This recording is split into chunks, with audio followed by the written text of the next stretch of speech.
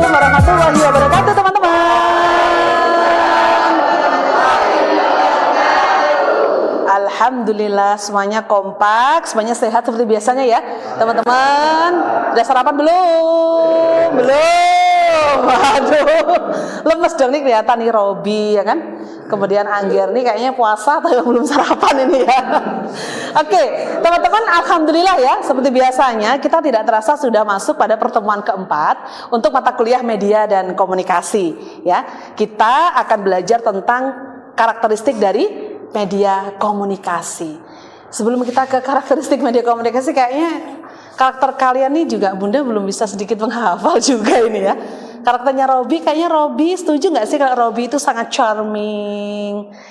Kemudian Robi ini sangat rame, setuju nggak sih? Oke, itu karakternya Robi ya. Kemudian satunya Ulin nih, oke. Ulin kayaknya sedikit pendiam, cool. Ya nggak? Setuju nggak karakternya? Setuju. Oke. Mbak Niha karakternya sangat charming ya, selalu bahagia dan tanggung jawab ya. Pastilah Kosma. Tapi teman-teman, Bunda tidak akan membahas tentang karakteristik dari kalian. Kali ini kita akan discuss about ya tentang bagaimana sih karakteristik media dari media massa ya. Oke, karakteristiknya adalah yang pertama, sebelum kita masuk ke karakteristik media komunikasi, mungkin saya pencet dulu ya untuk slide lanjutannya. Nah, kali ini Bunda ngutip dari penjelasannya Hafidz Canggara bahwa media komunikasi massa adalah sebuah media ya, media yang digunakan atau sarana untuk menyampaikan pesan oleh sumber kepada khalayak dengan menggunakan alat-alat komunikasi ya. Jadi media komunikasi ini adalah sebuah sarana ya yang digunakan untuk berkomunikasi. Nah, selanjutnya teman-teman, saya harus wirawiri ya slide-nya yang selanjutnya. Nah, karakteristik media komunikasi. Mungkin saya bisa dibantu baca dulu oleh Marvin ya. Marvin ya, Vin? Mars, oke. Planet Mars, saya jadi ingat planet nih ya. Oke, gak apa ya, kalau bantu baca ya. Untuk Mars, karakteristik dari media komunikasi massa tuh ada berapa tuh? Ada karakteristik ke media komunikasi itu ada 5. Yang pertama bersifat lembaga, yang kedua bersifat satu arah, yang ketiga meluas dan serempak, dan keempat bersifat terbuka, dan yang terakhir itu menggunakan peralatan teknis. Oke, thank you ya buat Mars. Kita beri applause ya. Sudah bantu saya. Nah, bersifat melembaga di sini adalah teman-teman bahwa karakteristik dari media komunikasi, alat atau sarana yang teman-teman gunakan ya, itu adalah bersifat melembaga, dikelola oleh banyak orang berdasarkan kapasitas dan kemampuan masing-masing ya, berdasarkan struktur dalam perusahaan ya. Jadi melembaga ini artinya bukan personal, bukan Sarah waktu siaran, ya kan? Bukan Sarah ya, misalkan dia presentasi di kelas, ya. Ini menyampaikan atas nama Sarah bukan.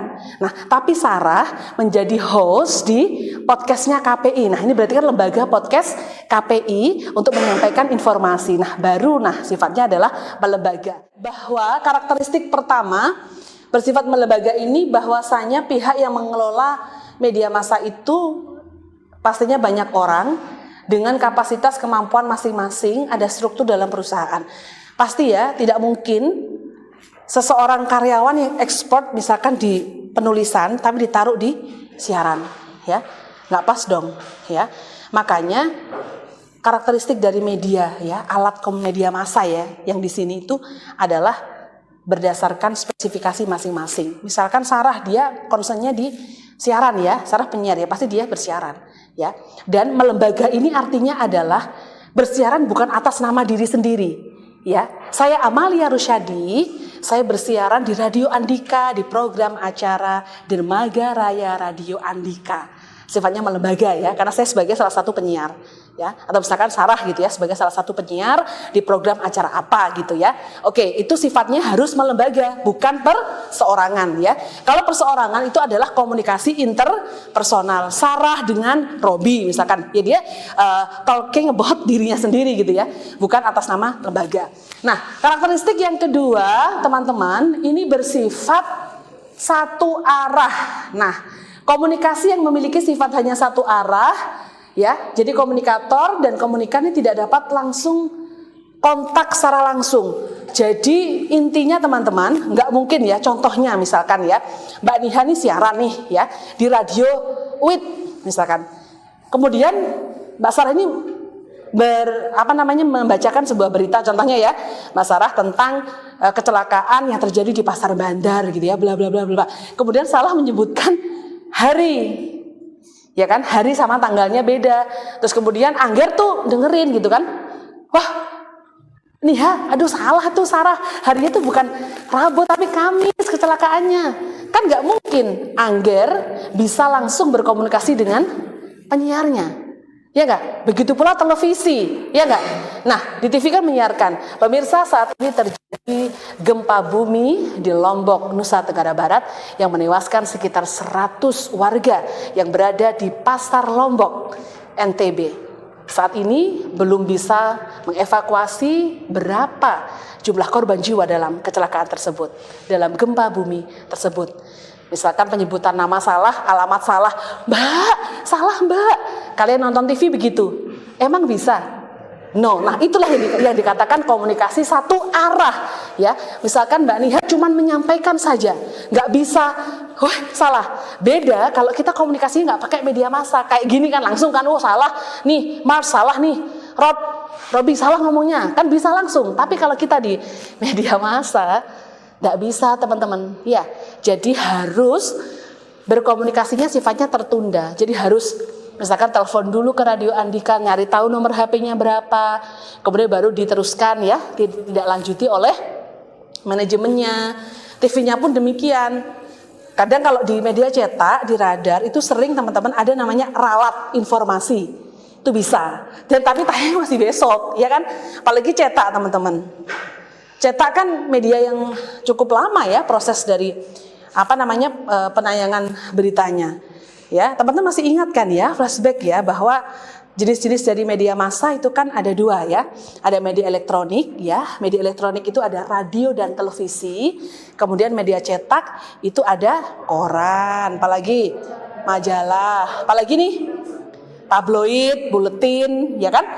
Kemudian new media atau internet. Itu kan juga masuk ya. Nah, salah satunya ini sifatnya tuh satu arah, nggak bisa kalian itu kemudian ketika berkomunikasi langsung, nah nggak bisa, sifatnya hanya satu arah, hanya menyampaikan tanpa adanya sanggahan, ya. Itu karakteristik yang kedua. Lalu teman-teman, karakteristik media komunikasi massa yang ketiga adalah meluas dan serentak. Mitra Andika hari ini, Radio Andika menyelenggarakan tasyakuran perayaan Hari Jadi Radio Andika ke-53 tahun. Ada banyak sekali kegiatan, diantaranya adalah santunan anak yatim, ya kan, donor darah dan yang lainnya. Nah, ketika Radio Andika itu menyiarkan berita, ya, itu tidak tahu, ya kan, kalian tidak tahu kan siapa yang mendengarkan, ya nggak? Di mana yang mendengarkan? Di Kabupaten Kediri kah? Nganjuk? Kan nggak tahu nih. Ya kan? Berarti sifatnya adalah meluas. Jadi luas banget, Mbak. Kita tidak tahu ya. Kita tidak tahu kira-kira yang mendengarkan itu siapa. Ya enggak? Di mana? Dan pasti sifatnya serempak, ya. Ketika disiarkan berita tentang hari ulang tahun Andika jam 11 siang, ya pasti serentak jam 11 siang orang mendengarkan itu. Gak mungkin ada delay gitu ya. Kecuali dengarkannya melalui internet. Kan Radio Andika ini termasuk radio yang konvergensi ya. Jadi bersiaran melalui kanal 105,7 gelombang frekuensi sama internet ya. Jadi berkonvergensi. Kadang-kadang kalau internet kan karena suka delay gitu ya.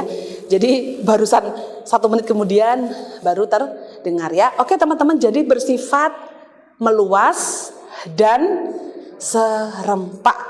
serempak seret jam 10 berita diputar ya jam 10 semua ya, luas kita nggak tahu nih ya, karena itulah kehebatan dari media massa. Oke teman-teman, sejauh ini adakah pertanyaan mungkin dari 3 karakteristik dari media komunikasi massa? Belum ya? Oke, lanjut dulu ya. Saya lanjutkan. Yang keempat, nah bersifat terbuka. Bersifat terbuka di sini pesan dapat diterima oleh siapa saja, di mana saja, tanpa mengenal usia, jenis kelamin dan suku bangsa.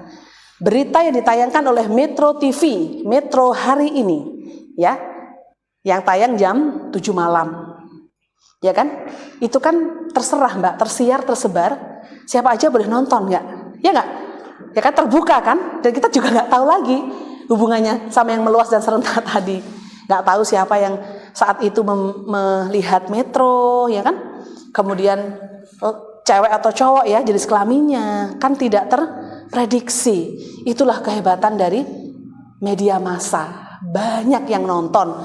Saya juga terkenal akibat ya menjadi penyiar aja teman-teman ya. Kan orang kadang-kadang suka nggak tahu ya karena dengarkan Andika, ya karena nonton TV, KSTV, TV One dan lainnya. Lalu yang kelima, mungkin saya bisa dibantu dong, Angger bisa dibaca dulu ya. Yang kelima itu apa sih karakteristik dari media komunikasi? Nomor 5, menggunakan peralatan teknis. Proses penyebaran pesan oleh media massa biasanya menggunakan peralatan teknis seperti radio, menggunakan antena, mixer, mikrofon komputer, TV, kamera dan lain-lain. Oke. Yang udah pernah di podcast ya, mungkin Sarah, Angger, siapa lagi nih yang di podcast KPI? Ada nggak? Robi, di podcast itu kan komunikasi nggak kayak kita di kelas kayak gini. Kita cuma ngomong, ya kan? Ada LCD proyektor. Teman-teman harus bisa bedakan loh ya. Media alat, ya kan? Kalau media itu adalah alat, ya. Ada laptop, LCD, ya kan? Ini televisi ini gunanya bukan untuk media massa, tapi ini media apa namanya? Screen ya, media apa namanya, semacam proyektor ya, karena tidak ada program acara di situ. Tetapi kalau media massa itu adalah media yang saya sebutkan tadi, ya kan? Ada media elektronik sama media cetak. Teman-teman harus bisa bedakan loh ya. Kesimpulannya adalah bahwa media komunikasi massa ini adalah sebuah alat ya, sebuah alat komunikasi ya yang sifatnya cuma satu arah, serentak, ya kan, meluas ya. Dan berbeda seperti perkuliahan kita. Oke, teman-teman, kalau Robi membaca naskah pidato di depan kelas, ya, ini Robi menggunakan media massakah atau media saja?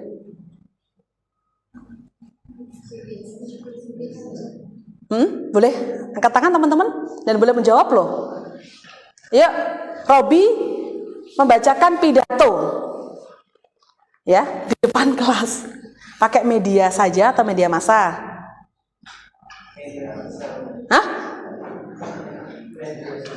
Hah? Oke. Siapa namanya nih? Hilman, Bu. Hah? Hilman. Ayo Man, kenapa media saja Man? Karena itu tidak menggunakan alat komunikasi yang bisa dilihat banyak orang. Oke, jadi dia cuma pakai media apa yang dipakai dia? Teks. Oke, bagus. Siapa tadi? Oh, Kosma ya, Mars ya. Oke, tepuk tangan deh buat Mars ya. Oke, jadi begitu teman-teman ya, karakteristik dari media komunikasi yang bisa saya share untuk pertemuan kita hari ini. Oke. Baik, ini datanya nih, Iqmal. Apa nih Mal? Kan di sini kan kebanyakan komunikasi kan lewat TV ya. TV. Ya. Sama radio juga lah. Oke. Gimana itu cara solusi radio itu biar gak ketinggalan sama TV, biar seimbang lah. Oke, baik. Karena saya tanya dulu, kamu hampir gak pernah dengerin radio ya Mal ya? Iya. Serius ya? Oke. Thank you ya. Tepuk tangan dong buat Iqmal ya. Iqmal ini sangat peka banget ya sebagai tidak mau radio tertinggal ya. Karena orang sekarang kan banyak televisi ya nggak yang ditonton. Nah teman-teman, pertanyaannya bagus banget ya. Agar radio tidak tertinggal dengan televisi, ini harus bagaimana gitu ya. Oke, supaya radio tidak tertinggal, radio itu harus berkonvergensi namanya. Iqmal. Jadi kita tidak perlu mendengarkan radio itu pakai radio-radio yang sesungguhnya, ya kan? Maksudnya radio yang kotak gitu ya, dadas kita oyong-oyong, kita kan juga bisa pakai HP juga, ya kan? Dan kita kan di ruang publik sudah banyak wifi ya. Nah itu kita harus konvergensi. Jadi radio itu harus juga berkonvergensi media, ngelingkan ke YouTube-nya, ada websitenya yang kita tinggal ngeklik saja supaya tidak tertinggal. Oke teman-teman, itu ya. Bisa buka lagi satu pertanyaan sebelum kita akhiri. Oke teman-teman mahasiswa ilmu komunikasi ya, untuk teman-teman KPI 3A1. Tadi Bunda udah jelaskan tentang karakteristik dari media komunikasi massa ya, bahwa karakteristiknya itu bersifat meluas, kemudian melembaga, terus satu arah ya, menggunakan peralatan teknis, dan tentunya media massanya pun kan juga beragam ya. Tadi ada media elektronik, ada TV sama radio, kemudian media cetak itu ada tabloid, koran gitu ya, dan lainnya, serta new media, internet. Nah, untuk tentunya setelah selesai ya perkuliahan, Bunda berharap dong ya semuanya udah pada jelaskan ya terkait dengan fungsi dari capaian pembelajaran kita adalah teman-teman mahasiswa mampu untuk bisa menjelaskan, kemudian menganalisis bahwasanya oh iya ya ini masuk dalam komunikasi menggunakan media apa gitu kan. Terus kemudian tolong teman-teman sebagai bahan diskusinya untuk kelas KPI A1 ini, teman-teman mencari berita ya. Berita di televisi yang di dalamnya ini mengandung unsur sara. Ya, kita akan sinergikan dengan konsep moderasi beragama ya yang selalu digaungkan ya, yang menjadi proyek konsen dari pemerintah kita, terutama Gus Menteri ya, Gus Yakut, untuk terus menyuarakan ya moderasi beragama, untuk kita harus saling toleran antar sesama pemeluk agama yang lain begitu ya. Jadi teman-teman sebagai bahan diskusi silahkan teman-teman pilih ya satu berita yang di dalamnya yang mengandung unsur sara ya, suku, ras, agama ya. Mungkin bisa mengangkat tema tentang mungkin pembakaran gereja begitu ya, ataupun juga kasus-kasus yang lain. Nah, silahkan menjadi bahan diskusinya teman-teman. Dan sebelumnya teman-teman mungkin untuk bisa lebih tahu dan lebih memahami ya tentang bagaimana konsep-konsep dalam moderasi beragama, silakan teman-teman bisa melihat ya video pembelajaran yang sudah Bunda upload di YouTube ya terkait dengan karakteristik dari media ya, media komunikasi massa, juga tentang apa sih sebenarnya moderasi beragama ya. Silahkan teman-teman nanti bisa cek ya di link tautan YouTube berikut ini. Oke.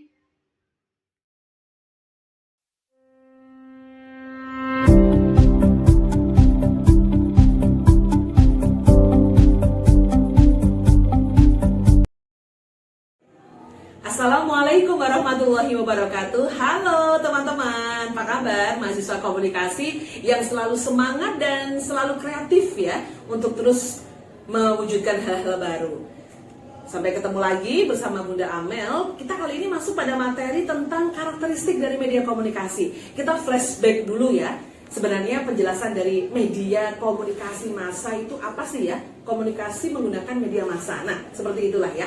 Nah, bahwa definisinya adalah, saya kutip dari penjelasan Hafidz Canggara, bahwa komunikasi massa adalah sebuah alat atau sarana yang digunakan untuk menyampaikan pesan oleh sumber kepada hal.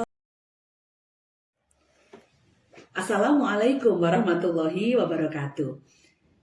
Saudara sebangsa dan setanah air, moderasi beragama merupakan sebuah proyek ya yang concern dilakukan oleh pemerintah kali ini, bahkan Kementerian Agama, di mana kita harus saling menghargai, juga menghormati berbagai perbedaan agama di tanah air. Nah, kali ini saya, Amalia Rusyadi, akan mencoba untuk bisa mengulas ya, serta saya ingin membagikan 5 konsep moderasi beragama dalam kehidupan sehari-hari. Yang pertama adalah menghargai perbedaan. Pasti ya, kita tahu di negara kita ini ada banyak sekali agama. Namun kadang kita bahkan sampai riweh kita bahkan sampai miris ketika melihat dan mendengar berbagai kasus terkait dengan